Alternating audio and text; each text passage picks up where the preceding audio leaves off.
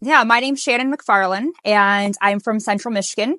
I work in like sales and marketing and healthcare.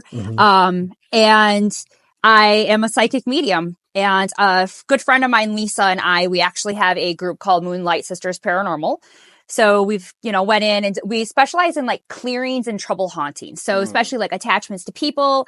Big thing is like attachments to buildings, areas, grounds. So that tends to be, and like the naughtier ones tends to be our specialty. So, So when did you start noticing that like you had a gift? What age you think? So literally as far back as I can remember. I vividly remember being a little girl and second grade and telling my best friend that I thought everybody had imaginary friends that they talked to, and I was telling her about them, and she was like, well, imaginary friends aren't really real. Like people don't really see them. And so I stopped telling people that I saw them. So there was a man and a woman named Fred and Elizabeth who I would talk to almost every day. And for some reason, they were only on our basement steps that led downstairs. At my parents' house, it's like a Michigan basement. So, it's like half cement, half dirt, gross, spiders. Yeah. And I hate spiders now, but as a kid, if anybody asked who I was talking to, I used to say I was standing there talking to the spiders. And I would talk to Fred and Elizabeth like every single day after school. They'd ask me how my day was and what I was doing. And I literally, truly thought they were just like regular people and I didn't know any different. Hence innocence of a child, right? Like I didn't know any different. But where I grew up and where I lived at, kitty corner to that, there's a giant cemetery there. And so I'm sure that it probably spilled over from that. And so that's as far back as I can remember as being like first, second grade and having communications with Fred and Elizabeth. Oh, wow. And I would see things all the time and I thought they were like imaginary friends that everybody saw.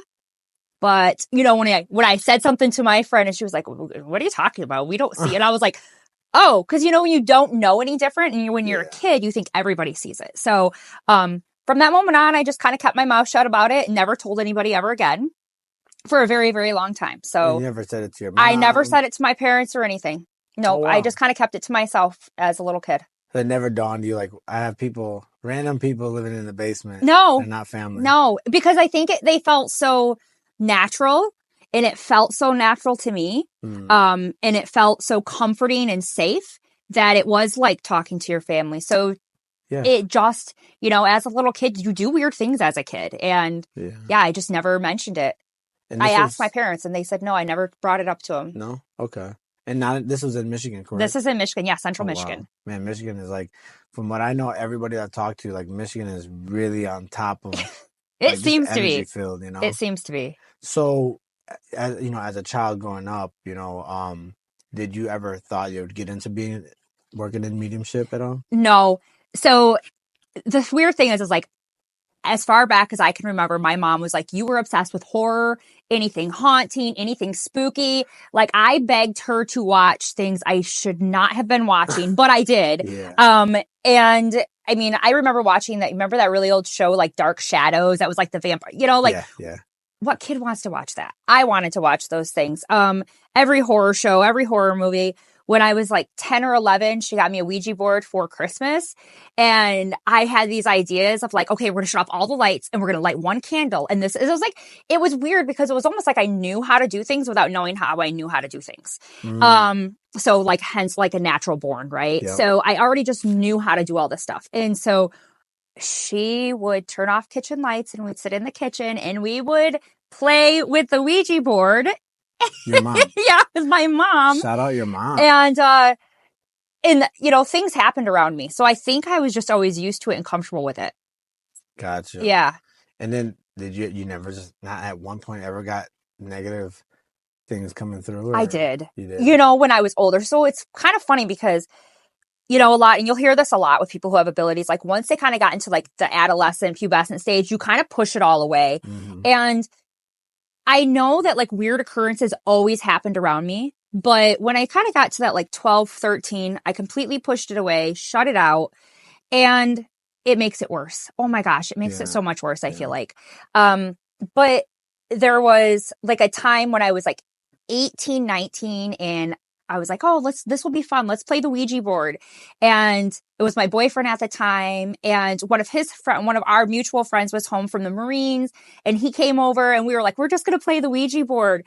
And we had a really strange occurrence with like this dog, like you had to come down in through a door, and like this dog came to the door and was like scratching at it. And it was like this black, disheveled, scroungy looking, like nasty dog. And like, there was no way the dog should have gotten down there. And we opened up the door, and it like took off and then disappeared. And so from that moment on, and that was like, uh-oh, what did I open? From that moment on, I had really, really weird things happen. Like, there was a house that I rented, a big farmhouse, and like the power went off, and we had to go back into this dirt room. And when I was in there, I walk out, and like two giant, like, looked like charcoal handprints were on me. And, so like after that, like weird things started to happen. Oh yeah. So I definitely had negative attachments. So during this moment as a child, like, did you ever, so like every child has that shadow appear. When did you start seeing shadows? When I was young, when I was like second, third grade, I would see shadows. There was, I would call it, so you remember Goofy, like Pluto, Goofy on Disney? Yeah. When I was younger, I used to tell my dad every night, like, I don't like it that Goofy stands in the closet and is looking at me and he's going to get me. And so I would line up, this is coming from a kid's brain, like I would line up all my stuffed animals, and I would think that they were there to protect me. And when I lined them up just right, then he would disappear. And I was literally terrified. Like, I knew he was coming for me. But I'm pretty sure one of the stuffed animals were actually my spirit team protecting me at the time. And he, I think, was trying to screen mirror Scooby-Doo because I was obsessed with Scooby-Doo. And he just couldn't quite get it right. But I knew, like, if he was going to get me, like, I was going to be, like, I felt like I was going to be dead. Like, he was going to kill me. Wow. At what age was that? It was the same time that I talked to Fred and Elizabeth. So, I was probably 7, 8, 9, like in that time frame. Jeez. Yeah. So that probably never stopped. It never stopped. Holy moly. And then did you start thinking like, okay, what am I going to do? Because now you're like, you're fresh, you're young. Yeah. But you still got to learn how to protect yourself and how to start building this like bubble of protection. What got you into that little bubble of wanting to protect yourself and know how to handle what you're dealing with? So I really think that, like I said, naturally, like what I know now is in my sleep, my guides were teaching me and telling me what to do. So like subconsciously, I just started doing things. So as a kid, the ritual of me placing my stuffed animals around me was like me placing a bubble. Right. So basically they were teaching me how to bubble myself in white light when I was a kid without me realizing it was a white light of bubble, that I was just like, oh, it's my stuffed animals. They're going to protect me. So I think that that's how they were communicating to me in a childlike manner that I would understand at the time. And it wasn't until I got older and had the experiences that I had and really kind of opened up the rest of my abilities that I realized, like, oh, geez, I was probably like grounding myself and protecting myself and putting up barriers so that they couldn't get me. Yeah, I think about it when I was a kid too. That would happen, but I just like, I didn't really think, I knew that people weren't going to deal with it. Like, I know my mom would flip if I talked to her about it. Yeah. But they never bothered me. The lady would walk in the room, stare out the window, look at me, say a couple of things. But it was like a repetitive thing. Really never thought about it. I mean, I had real messed up past, so like that didn't help. Right. But for me, I didn't quite understand that quite yet. I was very not mature yet, I was just going through a lot. So I just ignored so much, but things would happen. Right. And then I always got scared, Yeah, I think it's back to the childlike. It's just like your childlike mind. Your mind is so immature. Right. You just don't understand it yet. So, God. Let's talk about. So when you moved, did you end up staying in the same house for the whole childhood? Yeah. Or? So the house I grew up with my parents, I think we moved there when I was a kindergarten, and I lived there until I graduated high school, moved out. 17 going on 18. And just had weird experiences. for many years. I was probably in my early 20s, and I started having like anxiety all the time and panic attacks. I was like, this is so weird. And I did a bunch of stuff, and like I went through cognitive behavior therapy stuff, and it went away. And in hindsight, in cognitive behavior therapy, I was grounding myself. And, because you do a lot of like meditation techniques and calming techniques. And so I started grounding myself without realizing it. And then it went away. And then everything was fine until we bought that house that I wrote the book about. So, wow. Yeah, like everything was kind of quiet, for a while. So wait, that house is that you bought? No, so the house that I wrote the book about, we had purchased it. Gotcha. And so we lived there for almost 10 years. So we were there for a while. So from those, you think about those 10 years, you had experience after experience? Oh, yeah. So, like, in the book, I literally just took a handful of experiences that happened. Yeah. And was like, I'm just going to touch base on ones I think people would relate to that don't make me sound too crazy. And so, because I will tell you, like, in the midst of things, I remember telling, like, my sister-in-law, Liz, I was like, I just wish there was somebody to reach out to. Like, I don't want a church because I don't really believe in the churches that are, for the most part, congregated. And I didn't feel like that would helpful. And like, I just wish there was somebody that could help me. And so that's what I want to do now. Like, I just want to help people who are in that situation because like, I know I mentioned this in the book, but when you're out and like, if I go investigating, it's so much fun. I get to go investigate, but I get to leave it behind and go home. I can cleanse myself. I know not take attachments with me and everything's great. But when you live there, that's your safe place. You don't get to walk away and go somewhere else to feel safe. So your safe place isn't really a safe place when things are, always in turmoil. And it was weird because there would be periods of time where it'd be really, really quiet. And it was like you lived a normal life. And the second it would get like that, it was like, oh, ready. It's time to step it up a notch. So during those times, like growing up, did you ever hear about Ed and Lorraine? No. You never heard of them? No, not growing up. I don't ever remember really hearing about them. No. So what's your method? Because like, some people attach to religion, some people attach to like, what is your being a medium? I mean, because I know a lot of people ask this question. Yeah. So what do you believe in, or what's your faith? I guess is a better question.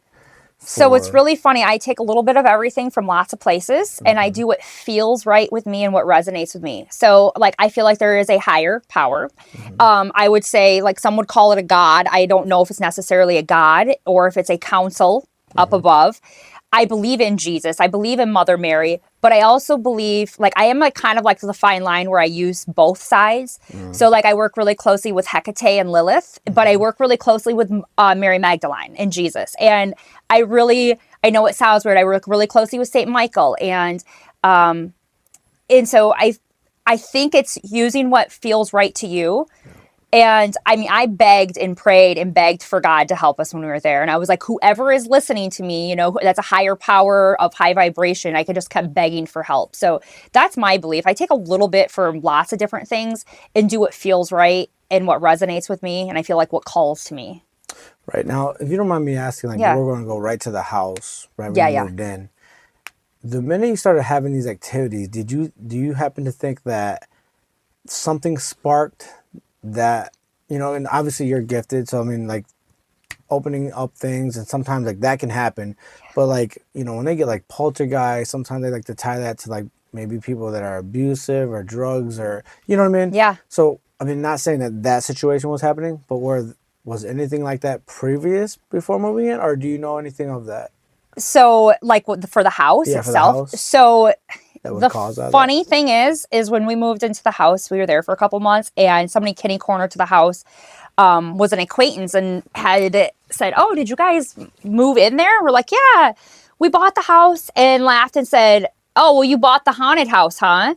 And we're like, what are you talking about? And the home had been only in only three other people had ever owned it since. There's actually a typo in my book. I put 1882 and then 1881 for when the house was built in there. I noticed it last night. It was 1882. But the house was built in 1882, and the guy's name who bought it was John, because our neighbor had a history book of Mount Pleasant, and it actually listed it in there, which was kind of cool. he owned it and then sold it to the next owners.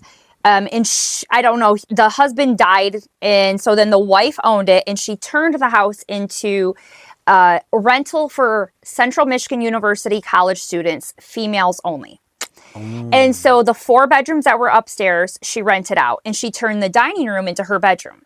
And it was that way for a very long time. And then the people we bought it from had owned it since I think the late 60s or something, the early 70s, they had bought it from her. So it had only been in those 3 hands. Oh, wow. And so college girls had lived there since like since the 60s on.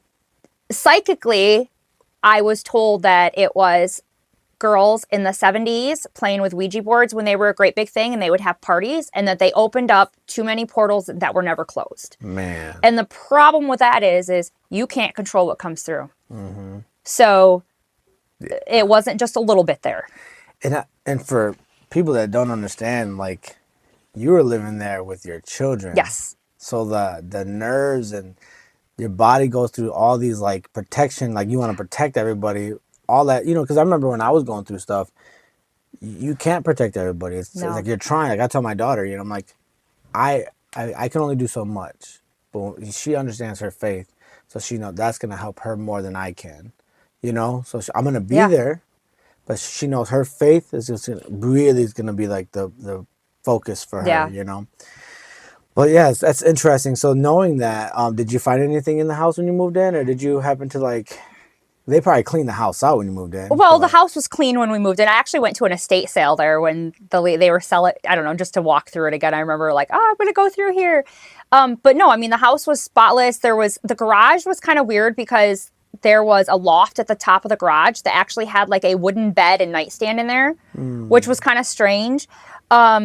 And I made a comment when we were looking at houses, I made a comment when we looked at this house. When you go through houses and you're like looking for a house to buy or even rent, like you get a feel, right? Like, oh, this feels homey, or I don't like the feel of this house. It just feels off. When we went through the house, I said, what's really weird? Like, this house feels like nothing. It's just blank. Like, I'm like, that's really strange.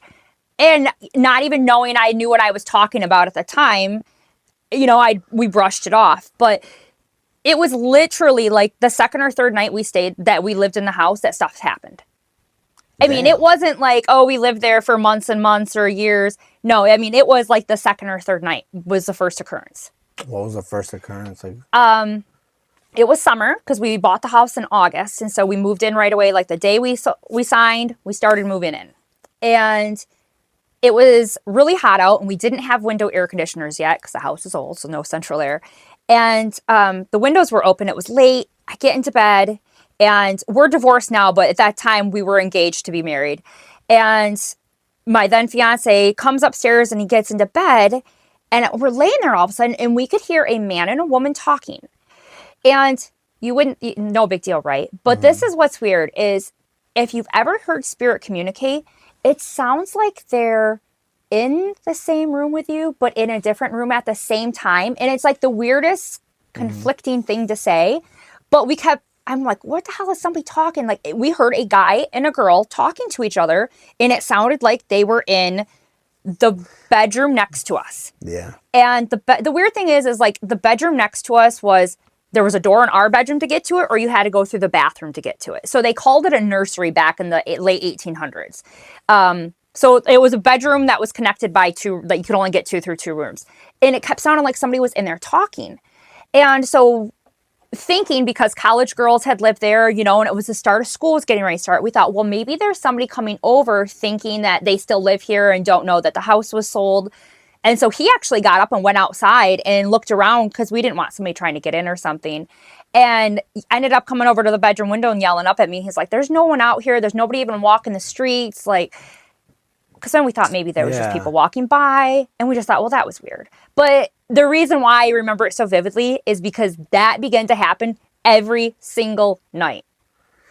Right after that, like when you were hearing the voices, did it start to get like weird and aggressive, or that was like the bittersweet beginning of it? Oh, they were good. They were good. They were like, they eased into it with like a hook, line, and sinker. It was voices. And then like a week after living there, we had put air conditioners in and we heard, a gramophone, like the old record style. Yeah. We heard one of those playing and we're like, what the? And we had like taken down and opened up the door that was in our room to go to the next room. And it was coming from that room. And like we busted open the door and we're looking all over. There's nothing playing. So it was little things like that. Like then within a week or two, we started hearing footsteps. Like if you were standing in the kitchen, the foyer had staircase that went up, and then in the kitchen it had like a little thing and a little turn to go up, and then there was a landing, and then it went up the stairs the rest of the way. You could hear somebody go coming from all the way down the stairs and hit the landing and stop. And we would like run and look and no one was there. Wow. And so voices, the music, and footsteps all started within 2 weeks of living there. Yeah. Shoot. Now, what was the first thing that I know your husband was probably like, because men, they're like protective. They want your ex-husband. I'm sorry. Yeah, that's okay. He didn't believe it. He didn't believe it, but even though he heard it, he would always say, "Oh, I'm sure it's just like the way the house is moving or settling," and just make comments like that. Gotcha. So we purchased it in August, and in December, because he worked in construction, it got slow. And the guy he worked with owned his own construction, and they were slow. So what we did was we were tearing down all the walls on the first floor to make it all open. And so we moved in with his parents for like a month and a half. And it was during Christmas time, and they remodeled the house. And we found that there had been like a massive fire through the oil lamp lines at one point in time. So like things like that really kind of add and fuel to the whole story of the house. Fire is a big activator as well. And then us remodeling is a big activator. So the footsteps, the voices, the music, the weird things were just the first few months, and then we remodeled. You didn't have a basement, or you had a basement? We have a basement, yeah. So what is it with, because I know it sounds crazy, but like, what happened in the basement? Nothing. Nothing? So the weird thing about it is the basement felt safe. It was so polar opposite, because you think like, usually when a house feels creepy, like the basement's all dark and you get to like the stairs and you want to hurry up and run back up so somebody doesn't chase you. It was the weirdest thing. Like even the kids and everything would say, no, when I go in the basement, I feel safe. Because that's like your typical place. Yeah, the basement's supposed to be scary. It wasn't, and it felt good. So that was the weirdest thing about the entire house. The only place in the house that I never had an odd feeling or nobody had anything happen to them was our basement. It was small. It wasn't even, basement? But it was cement floor. Okay, I see what you're saying. And then it had like stone wall ledge, and then there was a ledge because there was like an old coal chute in the wall. I mean, this is like old basement. Gotcha. And there was an old, there used to be an old, we think that there might have been an old cistern in the floor for like a well at one point, not a cistern, excuse me, an old well in the floor at one point. Cause there was still a cap for that. We did find like the old tank out in the yard because we had dug up a bunch of stuff. Like this is like before plumbing and everything. So which can like enhance energy and all that as well. It definitely did. Goodness. So yeah, with all the remodeling and tearing up of stuff we did. Holy moly. I think decided to light that a little bit, accelerate. Did y'all close it off? The thing was already closed off. Like there was like a sealed cap on there, but he told me because he was in construction stuff. He's like, yeah, that used to be where probably the well was. So let's get into that. I mean, and so everybody understands this is about your book. Now, can we get a couple sneak peeks of like more stuff that was not put into the book? Kind of play a little bit, because I know you want to write or you want to do some more stuff, and I don't want to leak that out. I do. But if you can give me a little bit, that'd be nice. If we could just go through what happened in your book and start talking about it. Yeah. So in the book, I decided just to take a few of the main experiences that I feel like would resonate with people, and kind of just touch on them. I kind of got quick and to the point and easy. I did leave out something that happened and that was happening at the house to make another book about that. Gotcha. And that is going to have to do with extraterrestrials or something like that. I'm pretty sure that's what it is. But what started happening at the house when it started turning darker was we had probably lived there a little over a year, and, it was constant footsteps, constant voices, it was just weird, random stuff all the time that you couldn't explain. I started to see this shadow man, And the first time that it really happened, I was pregnant with my son, who's 11 now. And I was finishing up my associate's degree in college. So my oldest 2 children were in school.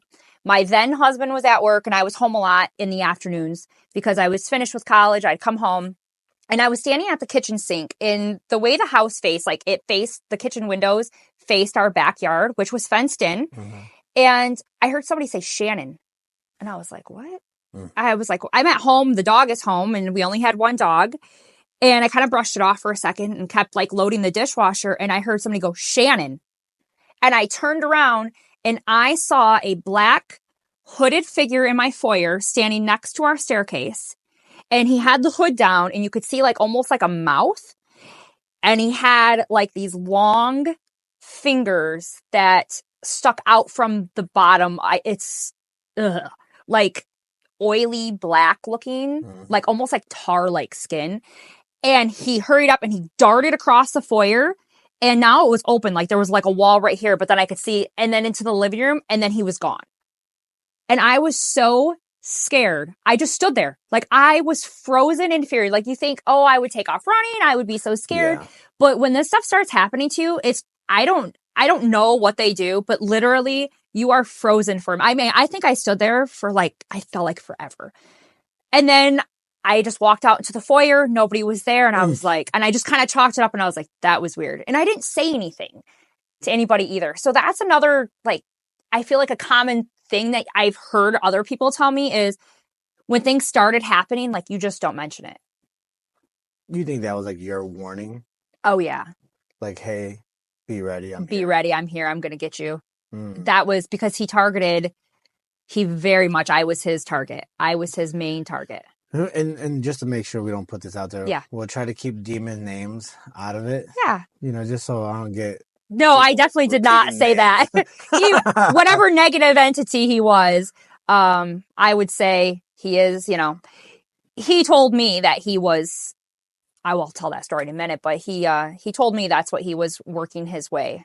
Isn't that something? Up the totem pole that they have. And then how did you happen to have more sightings of him? Oh, later? Yeah. So what happened is after I saw him that day, I began to see him almost daily. And he would run in front of the window back and forth, and he'd dart in the foyer.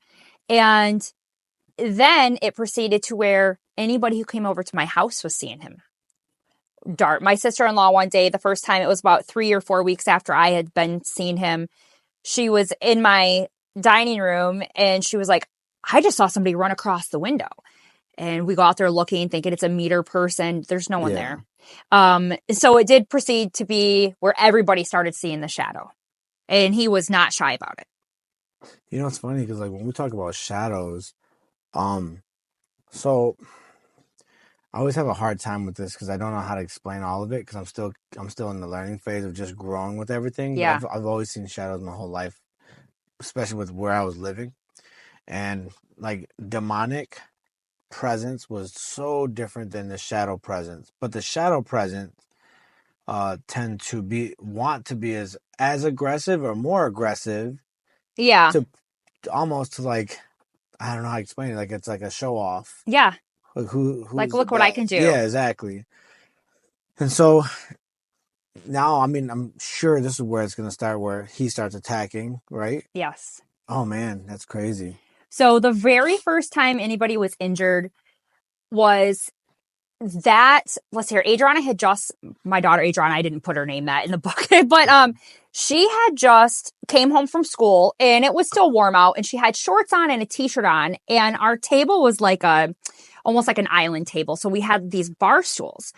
And she sat down and I think she was doing some homework or something. And all of a sudden she screamed. And I'm like, oh my gosh, what's the matter? You know, I was standing in the kitchen I think I was making her a snack. And she said, I feel like I just got scratched on my leg. Well, I thought that maybe like the wooden chair got a gouge in it or something. And it, like when she moved her leg, it cut it or maybe something happened. So I had her stand up and I'm expecting to see like a little scratch on the back of her leg. She turns around and she has 3 scratches that go down from where her shorts were sitting all the way down to the back of her knee. And she was crying. And I said, oh, I don't know. You know, the chair must have just scratched you. I totally lied. Instantly I was like, oh, isn't that like something scary when there's 3? But I mean, it is literally like watching every horror movie you think of or anything scary where, you see the 3, like, oh, it's mocking 3 or it's coming in 3s. And that's what I was going to ask you. Yeah. And so things with 3 started showing up, you know, like, but the weird thing at the time when this stuff would happen, like when something really bad would happen, say you dropped water on the floor, you'd find a puddle that was in the shape of a heart all the time. No way. I swear. I had pictures. The weird thing is the spirit likes to delete pictures too, right? So we've lost a lot of pictures, but I used to have pictures where I would take pictures and I would find weird puddles of hearts all over our floors. And we had like real wood floors and everything. Wow. So I'd be like, oh no, there's water on the floor. We can't have water on the floor. But in hindsight, I think that it was the light showing that they were there as well. And it wasn't just the dark. Man. Yeah. So that was the very first thing that ever happened that was like physically somebody was touched. Now, you're okay with me showing some of the images? Yeah, go for it. And yeah. Like, I think it was like the door. Did you have the door? I remember seeing it. I still have it saved. The video of the door? Yeah. That actually was my son Ashton.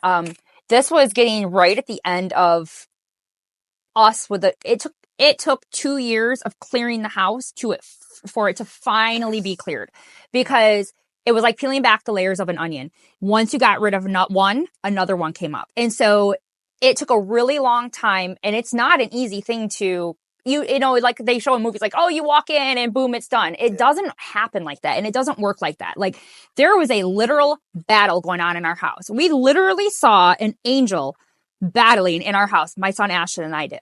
Nice. So there was a war going on there. So it took a long time, but my son Ashton was home alone. He was like 16 and I was out of town. He was getting ready to use the restroom, and the door that was in the bathroom that led to the next bedroom, you can see really odd feet shape, and the door handle just starts like moving and jiggling, and he starts videotaping it, sends it to me on Snapchat, and gets up and runs out. And he goes downstairs. The dog's down there. He thought somebody's in the house messing with me. So he went back up and checked, and nobody was there. He thought somebody who had went like into my room and went into the other room.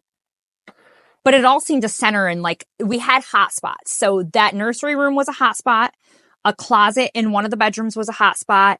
And then a landing at the kitchen to the staircase was a hot spot. You had a lot of shadows there. A lot. Yeah, because it's so crazy. So like the more we talk about it, the more I keep on like I'm like feeling it out. You know what I mean? Yeah. And oh my God, so I feel like it was more like of who is the best at getting not to say attraction, but like getting something out of that person. Yes. Who can I get the most out of? You know what I mean? It was a competition there between them almost. Oh my God. One time, like when this started, it definitely opened me up psychically the rest of the way. So I believe that the universe, God, whatever you want to say, put this house in my path, and it gave me a choice. I agree, and I really, really, really, I know in my heart that the house was put in my path for me to make a choice. And it was either going to be, I was going to open up spiritually, and I was going to take the path that was in front of me, and which would lead to helping others and talking about this. And I think part of my past life was I've always had these abilities, and I've always been told, you know, to shut it out and not been able to. So it was part of that journey so that people could accept it, and like having people accept it and being a part of people accepting that. Or I shut it out and I don't do it, and but it makes me feel sick. It literally, truly makes me feel sick when I don't use my abilities. But so things were getting really crazy at my house. I would say in the book, I talk about like some voices coming up from the heater vent. There's a story about that. Oh yeah. Jeez. I know your kids weird are stuff. Yeah. Yeah, they were pretty scared. The first really scary thing that happened to me was Alec was a baby, and I had just gotten out of the shower. He was sleeping. The other 2 kids were upstairs in bed, and it was late. And like when you're really tired and like, obviously when you have a baby, so sometimes you're just like, oh my gosh, I just want to break. Yeah. And I got out of the shower and I sat on the edge of the bed, and sometimes like we just sit there with towel on and like stare off into the abyss for 15, 20 minutes. I was literally just sitting there and I'm just like, oh, I'm so tired. And I was just enjoying the peace and quiet for a minute. And all of a sudden I felt hands grab my ankles. And I looked down, and this thing's hands were those long black, and I almost want to say like it would be almost like if you took a tree branch and dipped it in oil, like it was oily, tarry, and his fingers were really long, and he wrapped his hands around my ankles, and I was frozen in fear, and it was so cold that I felt like it burned my bone, like it was hot. Like if somebody put like dry ice on me or something, I don't know, and my bone hurt, like my bones inside hurt. And I was frozen. And then all of a sudden, like, I kind of snapped out of it and I kicked my feet away and I sat up on the bed. And then I was too scared to move because I'm like, oh my God. I'm like, in my head, I'm saying, get out of here. I asked for protection. When this stuff started, I was, asking for help. I would try to pray to God at night. And there's a reason why I said try. But anyways, I ended up like running off the bed. And the next morning I took everybody's bed frames off beds, and they all went into our garage, and everybody's mattresses were on the floor. Wow. And I would not sleep in a bed that did not have a mattress on a floor for like 3 or 4 years. I was scared. I hear those cases where, again, the long hands. Yeah. Oil dipped, almost like something like on shiny tar, yes. Like they almost look wet. And it's always like every time I hear that, it always brings up to demonic, right? So what did you think that it could possibly be? I knew without saying the word that it was something negative. Yeah. It was negative. Negative, for sure. It was extremely negative. And so... You said it grabbed your ankles? Oh, it grabbed my ankles and wouldn't let go. I had marks on my feet, around my ankles. Oof. Yeah, I was... And then so like for a long time, I would be afraid to sit. That he was going to do... I don't know. It was like a PTSD moment from that for a long time, yeah. I think there's something with that. I think there's... It's funny because like the house I lived in, I lived in a funeral home, and then the house across from it were like tied together. Okay. And that's exactly what they would go through. Someone, like a dark hand will come out and try to grab my sisters. Yes. And, you have to play investigator here. You really like, especially growing up for me, like I try to tie things in and listen and try to break things down. I'm like, damn, what can that...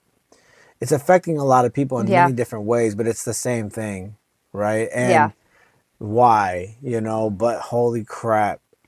So that was scary. Yeah. I did not like that. And then this one was really, really targeting me. He would stand in front of our doorway up at the landing there.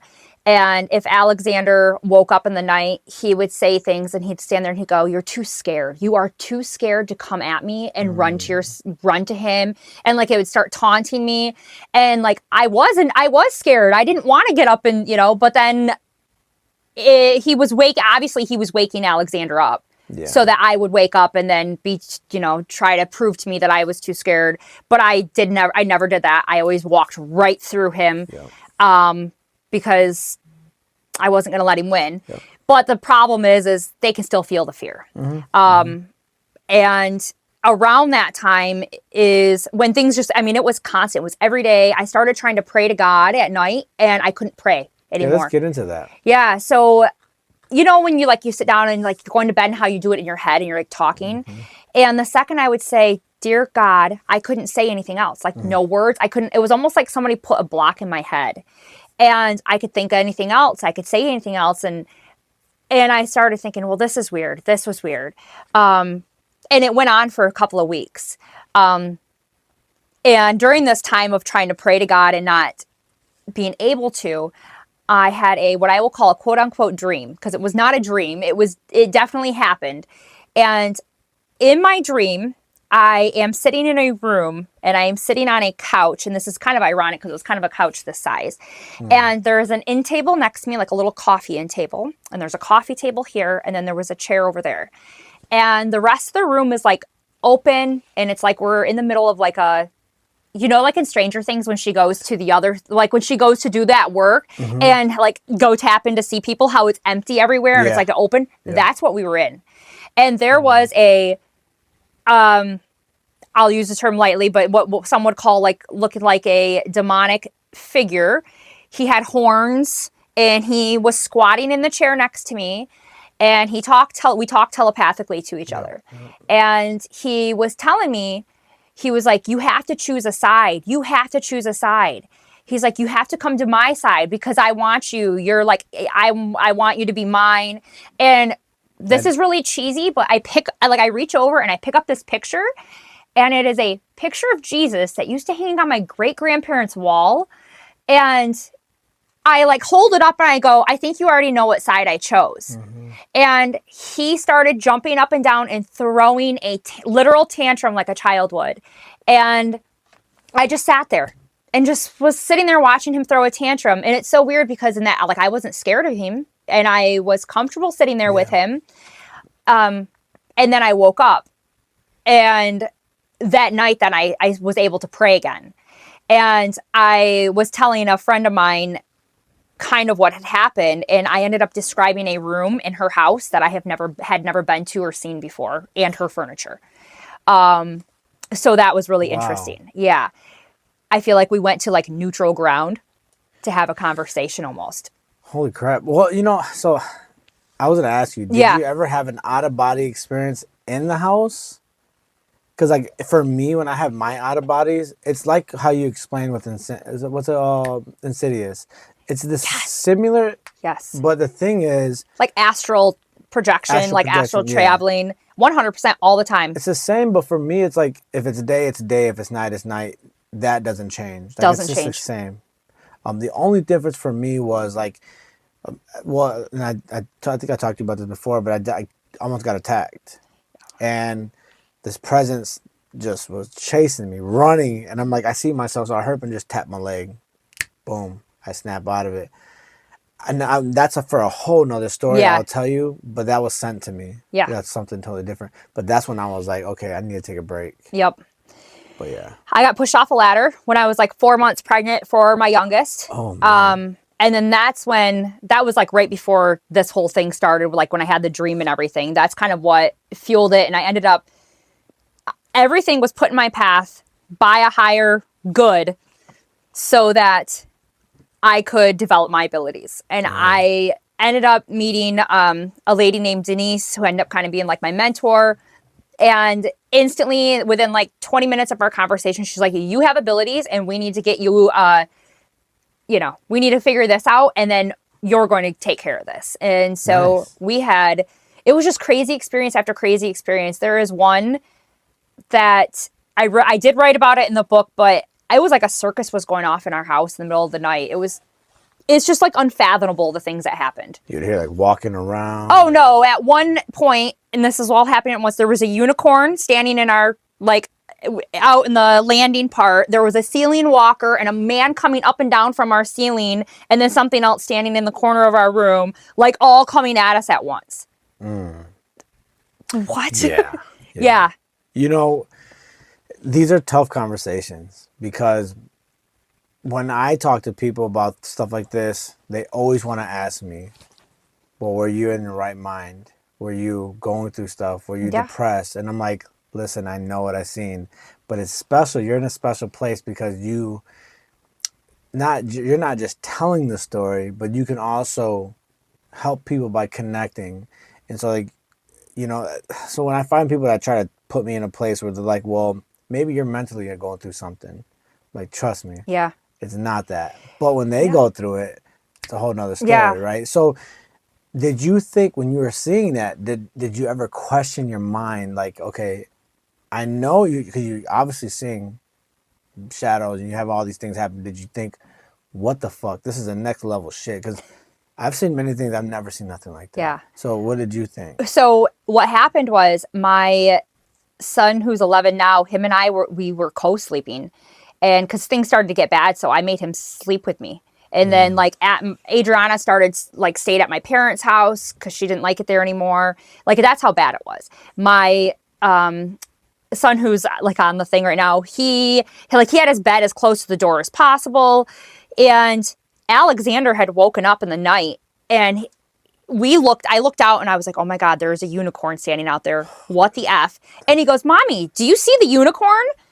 And then he goes, do you see the man in the ceiling? Is he coming after us? So it wasn't just me. It was both of us were watching this at the same time. And I was like, oh, you're just tired and it's not really real. And I like kind of like held his head into me. And I was like, just lay here and it'll go away in a second. Do you think that was their way of trying to get your son to like open up to it? Yes. Wow. I do. But I think that I was trying so hard and I was developing my abilities at the same time and working on protecting us that I wasn't letting it happen.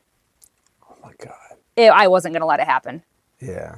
But yeah, I was like, you can F with me all you want. We're not doing this.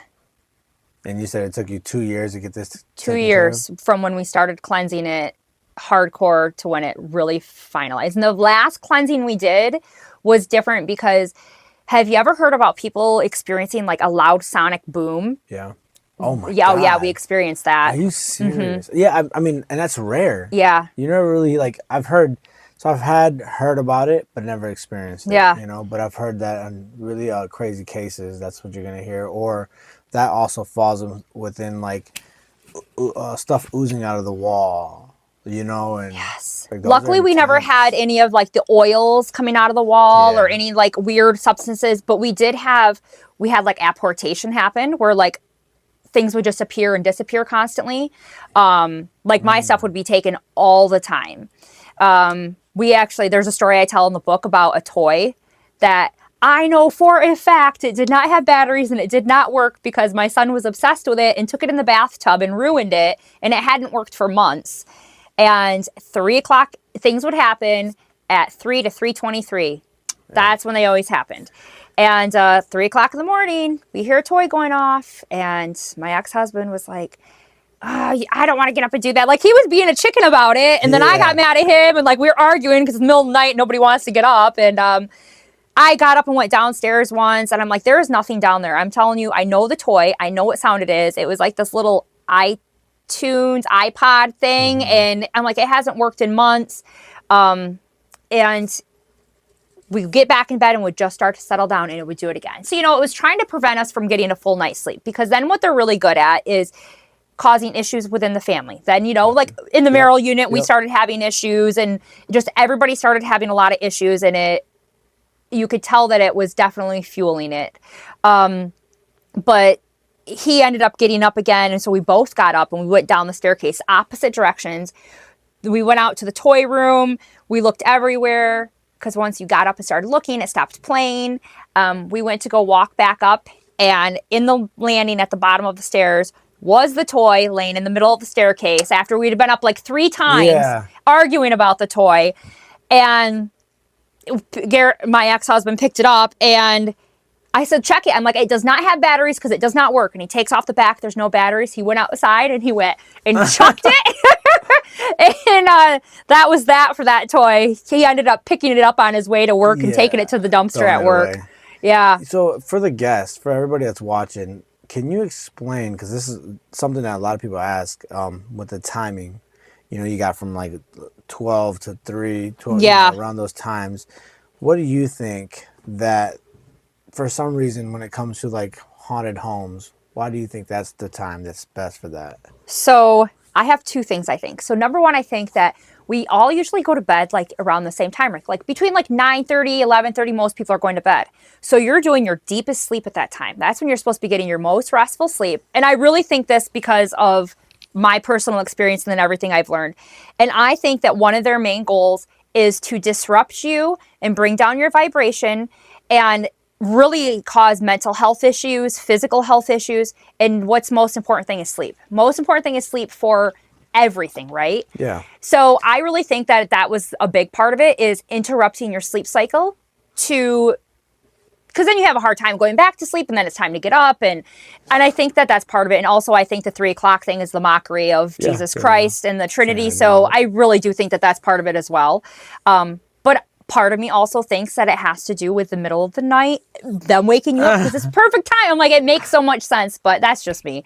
It's so, you're so right though, because that's exactly those times for me when the activity would get super pumped around like 2 to 3, but Yeah. I've had it happen around 11 and 12s as well. At the house, it could have literally been 8 o'clock in the morning or 3 o'clock in the 3 o'clock, or it could have been 2 o'clock in the afternoon. It didn't matter what time there.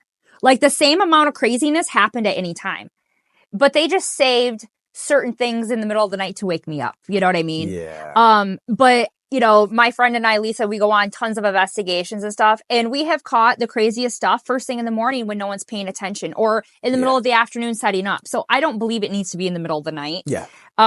Granted, sometimes things change when the vibration feels like it changes, but definitely that house there, I think he was just trying to break me down, because he told me that his goal was to oppress me and to take over, because if he did that, that was the last thing he needed to do to move up another notch on their totem pole. And they told me that when this happened to me, that I was marked and I would be marked for life.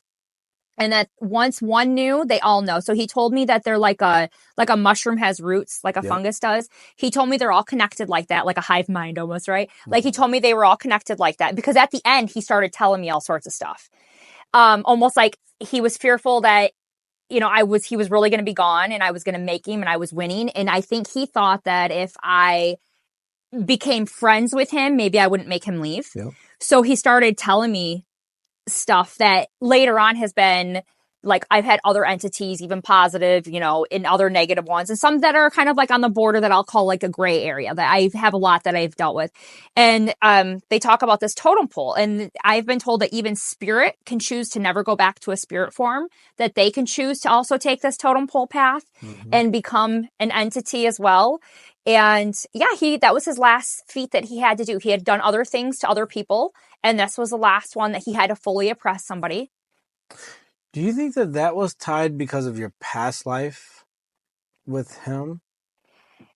So, like, if I've had a past life with him, yeah, and maybe not directly, but like what you could have been or what you could have done in your past, not like past as a child, but past life. Yeah, yes, because I definitely have been. I've done some past life regression work, and I have literally been like a witch or a healer or some kind of mediumship every life I've been in.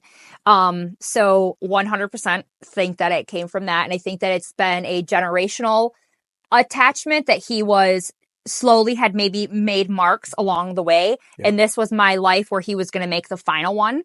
And he didn't get to, he didn't win. So now regarding that, we were talking about how he could have tied himself with you on that. Now, when it came to the point of having to get the house cleared, and you said it was 2 years, did it ever try to like come back at any point? Or did you knew for sure like that door was closed? Because I know doors close but can be reopened in time. What do you think are, you know what I mean? So it was like the main one that was really attacking me. He was the last one to go. He definitely was the last one to go. But he I would say there was one that was a lower level, like next to him, that we had gotten rid of. And then once he was gone, like there was a lot of small ones that kept coming up. And that's why I say it took a long time. And it was almost like he had them all as minions. So we had to break down his support team that was helping him. And once we were like chipping away, so how we cleansed was every week we would walk around and I would do like the whole thing of, one door was open and I would use Palo Santo. There was a Lord's Prayer for the Battle of St. Michael, would say that prayer while walking through the house. And I would just say, only things of love, light, high vibration are allowed in this house. I am not scared of you. I am demanding you leave here. And it was a ritual of doing it once a week. And, we used salt water, sprayed the house, had done stuff outside, had put up St. Michael. There was like a St. Bernadette pennant thing I had. I think there was like a St. Peter one. So I had a lot of little things like that. And it was just that constant once a week. And you could tell like maybe one week, we had something like fly off a kitchen shelf one day. And you could always tell when like a new one was there because they would try a new tactic, like jiggling the back door handle, and you'd go out there and nobody'd be there. There, you know, we had like there's some story in here about, it actually appeared to my daughter one time outside and there's footprints in the snow and so there's a good story about that in there. But so we were chipping away at it like that. And then at the end of the 2 years, the last final cleansing, I knew it was the last one because we heard the sonic boom. There was a massive picture that hung in our living room and it had not moved in X amount of years, right? Yeah. And it was like picked up and it was flipped upside down and turned around and then leaned up against the couch when I came upstairs from doing when that final boom happened. And in the house always looked, no matter how many lights you had on, no matter all the curtains were open, it just looked dark and gloomy in there. And I walked upstairs and I was like, oh, it's so bright in here. I was like, oh my gosh. And it instantly felt so different. And it smelled like flowers. And all I can say is like, you felt like you wanted to cry. Like you felt like this blanket of love was just like dropped onto the house all of a sudden. And it just felt so good. Now since that, I still periodically, even though like this house is sold, I go back psychically and check in on the house. Because portals are still going to open there. Portal's still open. So I just go back, cleanse it psychically and remotely do it and close them each time. Now I do a lot of work in my dreams.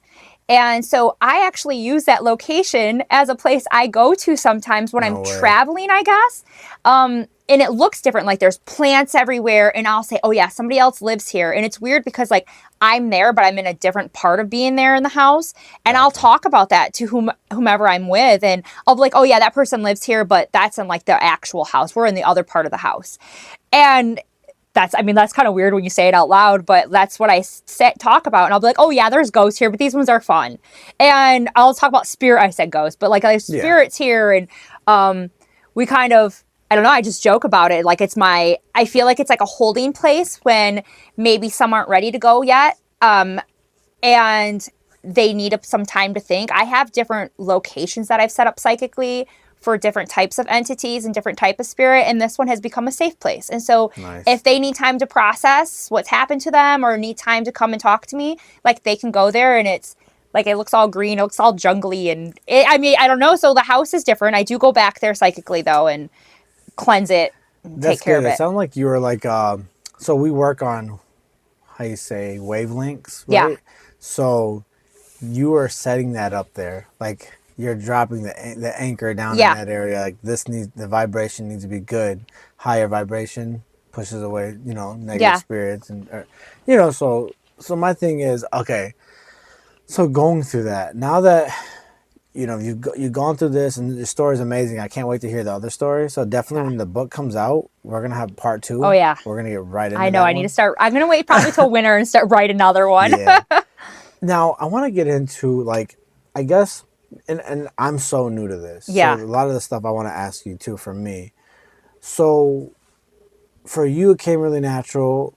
You started doing mediumship and you had someone to work with. Yeah. I have completely nobody to work with, but I'm learning on my own, right? I'm just kind of taking what's given to me and I just kind of walk with it. And then I know like I have like really special moments where when I do have a question, like it'd be like random, right? When I'll go on YouTube and then boom, I find a medium that's talking about specific things and I'm like, perfect.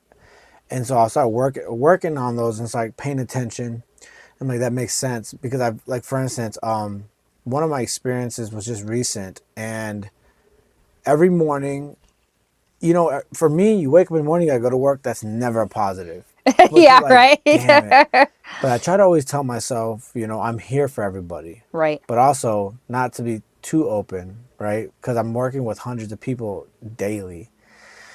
And I met a lady and her family came in and it was all men. It seemed to be all men, one woman. And they were showing me how they passed. They were giving me names, but it was more like the way I was trying to figure that out was like Aaron, Eric. It's like sometimes you hear like a syllable, yeah, and you're like, it's something that goes and you can almost hear it, but you can't hear it. And I don't know why it's so hard for them to give that piece. And I think it's because when I don't mean to interrupt you, but I think it's because when they're communicating, you know, they're sending you like pictures and symbols and a video in your head, and they're able to communicate like that. And that's quick, right? Yep. But it's harder to get an exact name or an exact street, or, you know what I mean? Because that's not as easily to generate, I feel like. Because they have to relate it to something to us so that we can interpret their message. Got you.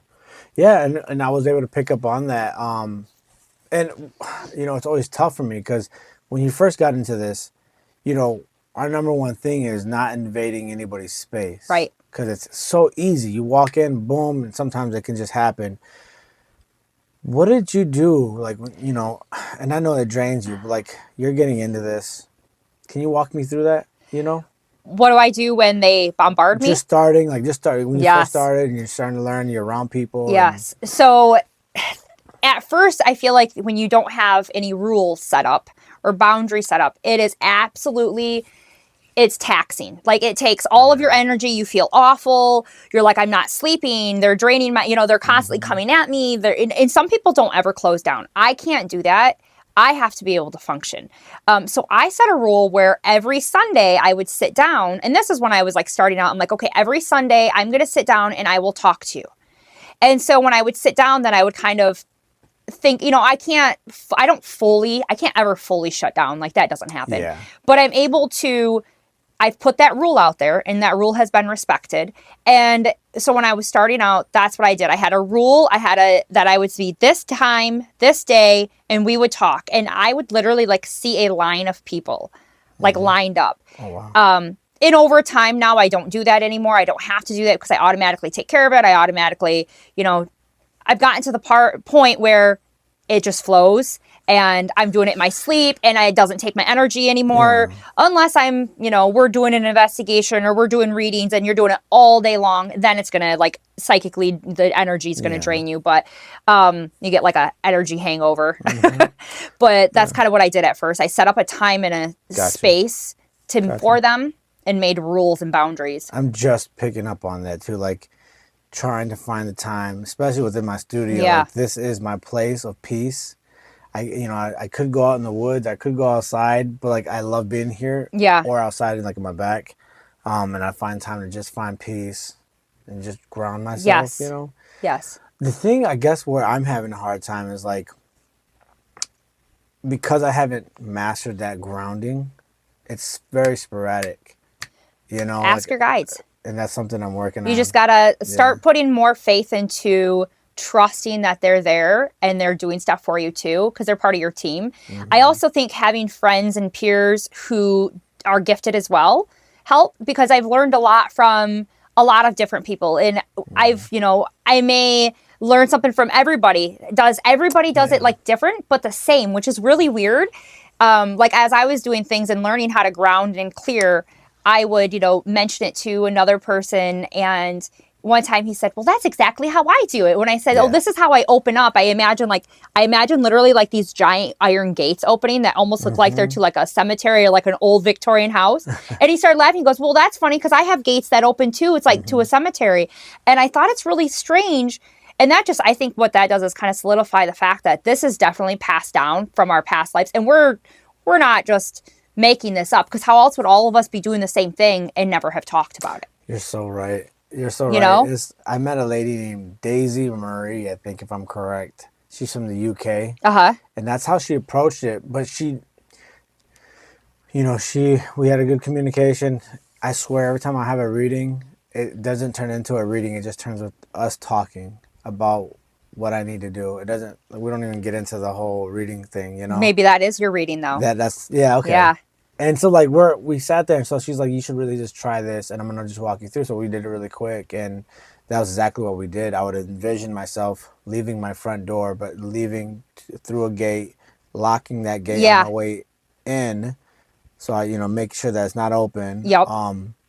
But then I'm going my way to heaven to meet my family, to talk, to kind of just build this moment, which it could probably not, I'm not really sure. Like, I'm just kind of figuring this out at the time.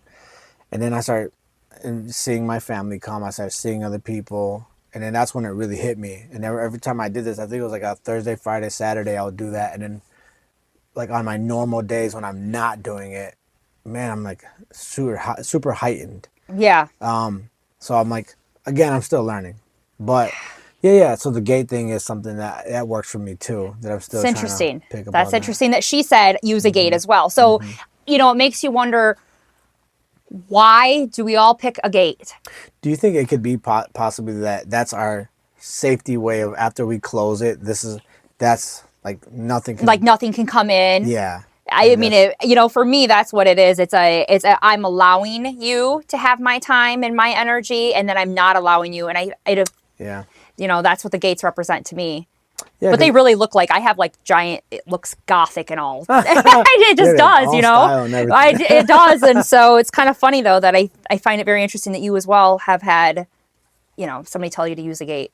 You mentioned like the people in the line. Yeah. Right. And when I was growing up, I haven't had this happen. Well, the last time it happened, I was probably in my 20s. But I've always had this happen where I would wake up and there's people lined from the living room down to my bed. Were they waiting for you to cross them over? And they either wanted to talk about how they passed, talk about what happened to them. They would tell me their names. They'll tell me all this different stuff.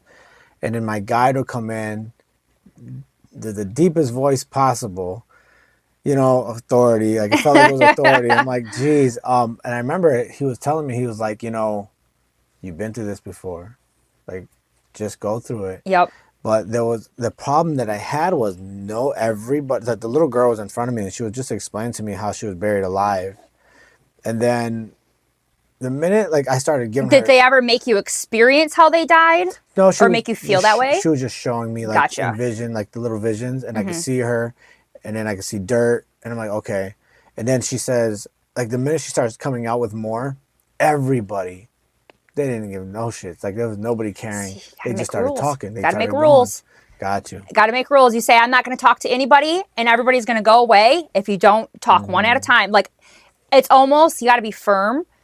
And so the reason why I asked you, so what I have found and what I've heard many other people with abilities tell me is when they come through, they need to tell their story to somebody who can hear them. So we all have these abilities. They need to tell one of us their story. The second they can tell their story and get it like off their chest, boom, they cross over. Somebody comes and takes them. So what you were doing is you have a line of people that you need to cross over.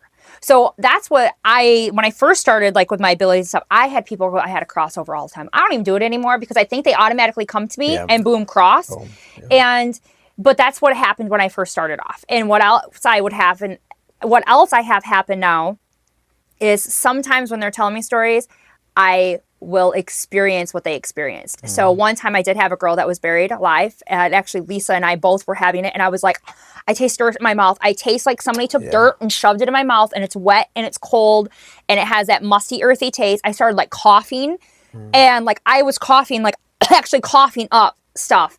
And we were both like, you need to stop, you can tell me your story without like showing me. But that's how sometimes they would need to show you. So if you ever get like, oh, I got a random heart pain. Well, they had chest, you know what I mean? Like, so you just say, hey, you can tell me your story. You don't have to make me feel what you felt too when you're crossing them over. Yeah. The heart attack. Yep. I was able to feel it in my chest. Yep. Another lady, her mom was showing me that she passed from like breathing issues. Yeah. So like and then you're like, I can't breathe. God, I could not breathe. Yeah, I'm like, dude, am I like losing it? Yeah. Barely was able to get enough air, but it was just like, I also like, it felt like claustrophobia. Yep.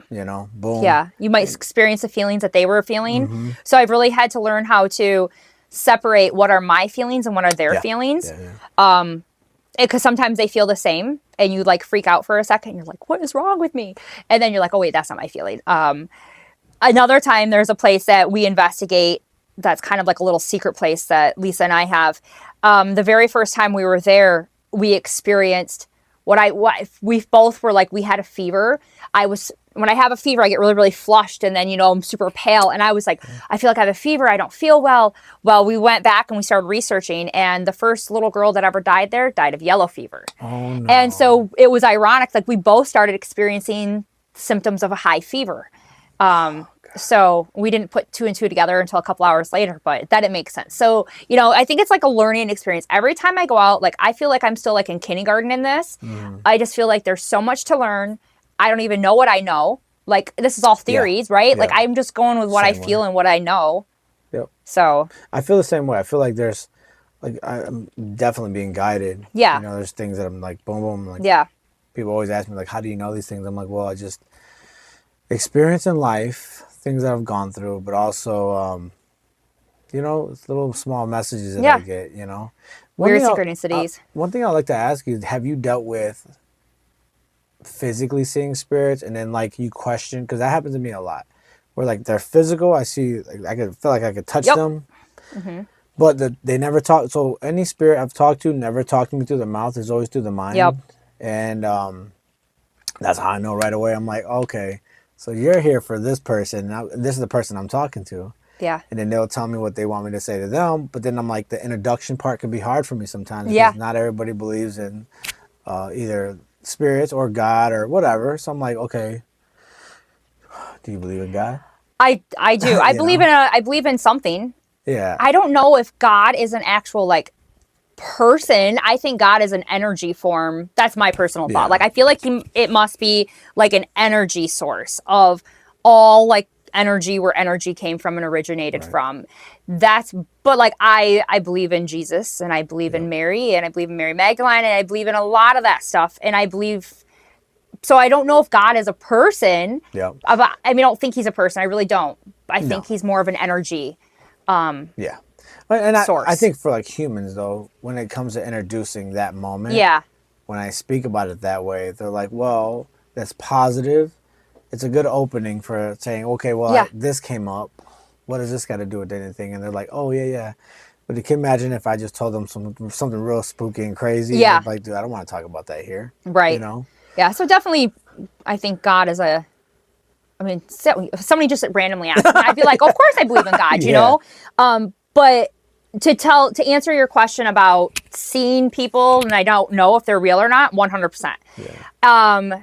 Hence, when I was a kid, I didn't know that I wasn't talking to, like, everybody else wasn't seeing them. So, on the way here, I saw something in the field that I thought was real, and then it like kind of flapped away as birds, and it was gone, and it wasn't real.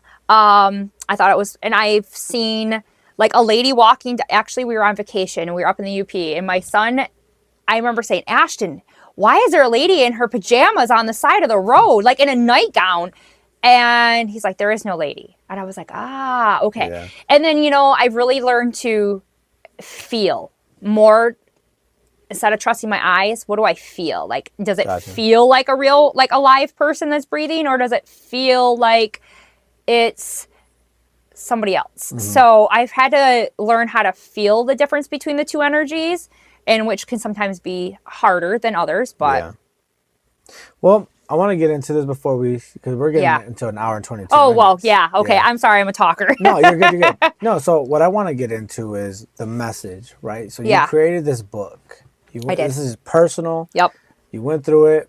What was the reason for you to put this book out? And you have the other book that you're putting out. It's because I want that message for the person that might be going through this, and like, you know, what is your reasoning? The reasoning was because when I was going through it, I didn't have anybody to turn to, right? Like, I feel like my mentor, Denise, was thrown in my lap, thank God, because I kept asking for help. I even Googled, like, you know, like it was, I mean, this, you think, oh, it was only 2000, must have been like 2012, 2013 or so. But really, when you Googled stuff, you couldn't find, like, it wasn't like now. Like, now I feel like I could have found somebody.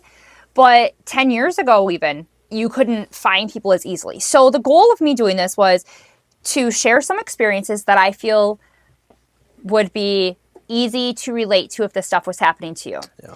Because based on the conversations that I've had with other people who have been in, you know, other situations of homes and things like that, there seems to be like a common theme. And so some of those stories, I feel like there's a common theme in there somewhere that somebody's going to connect to. And so I want somebody to know that, number one, they're not alone. They're not crazy. Because we used to say all the time, like, oh my God, I feel like we're crazy. Like, we must be going crazy. You're not crazy. And so the other portion, the reason why I put out the book is so that people know that there's somebody to reach out to. So my friend Lisa and I, we have the group that I mentioned, Moonlight Sisters Paranormal. And so I am that person now. Like, I want to help somebody. So if somebody had what they thought was, you know, an infestation, if you want to call it that, or if whatever you believe is going on and you just don't have an explanation for it, you know, we don't even have to go there. We can do a lot of work remotely, which I know sounds kind of weird, but we can actually do it remotely and tap in and kind of be like, oh yeah, this is something, nothing. This is something I can take care of quickly. I don't ever want a family to be in the position that we were in without any help. Amazing. Yeah. You know, that's the one of the biggest fear I have is having kids go through it. Yeah. Because they don't know what to do. They are innocent, and it's not fair. Oh, that's powerful. Yeah. Now, did you want to shout out, because you said you have the book. I want to talk about the book. Yeah. For everybody that wants to buy it, again, on the link below in the description and in the message, you can find it on Amazon. How much is it going for right now? It's like $15. Yeah, $15. Really cheap. And it's an easy read. Easy. I made it easy. Read. Hell yeah. And I'm happy you did that. Listen, it's not that I don't like to read, but like, we're busy. Yes. Life is busy. And so like when I read it, I'm like, wow, I got through it really quick. And what helped me too, like I was going through it and then I had to work and I'm like, you know what? Let me screenshot.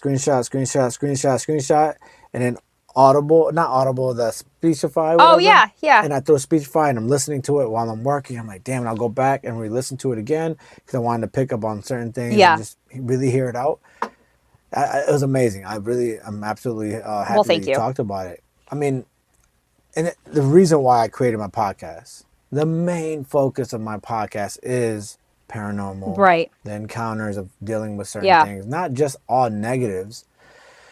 But like eventually I would like to start helping people in that way, you know? And I feel like people close it off really quick, act like it's nothing. Yeah. But I'm like, dude, you don't gotta do that. You know, this is real, you know? So I'm happy that you can just put it out there. Yeah. And it's so close to home. You know, I don't get to meet any people. Yeah. You know, so it's really nice. You have anything that you want to talk about, at least with projects wise? Besides that one book you said you talked about? So the next book I'm going to touch on is a big portion that happens in the house that I didn't even mention in this book because I wanted to. Then I thought, no, you know what? It's its own book in itself because I really want to go back to my childhood and I'm going to have to explain things. And I felt like it'd just be too combobulated in the book if I did that. So I probably won't do that until the end of the year because when things slow down, summertime is busy, you know. Yeah. But there were occurrences that started taking place at the house that were connected to extraterrestrial. And I know this because I ended up having a regression done. And it took me a long time to want to even like talk about it. So getting to this point to write a book and then to be able to talk about it is a huge thing for me, very healing. But I had bite marks on the back of my leg that do not fit human or animal pattern. I would have finger marks that were like this, like they would go like this, and then there would be one here, and they were in a weird like triangle shape. And I would have those like on my arms and on my legs. I would have marks in my arm, like somebody put a needle in me, like constantly was having like needle marks in my arm. I'm very pale, so very easy to see. Yeah. And I obviously would know if I went and had blood drawn or something. And so I had pictures of all this stuff for a long time. And then one day I lost almost all the pictures. And then like all of a sudden some of them showed back up, but not all of them. And if you're familiar with anything in the paranormal, they love to manipulate anything electronic or anything they can do. So, you know what? We're getting so close to the end. I want you to talk about the experience of just even coming here.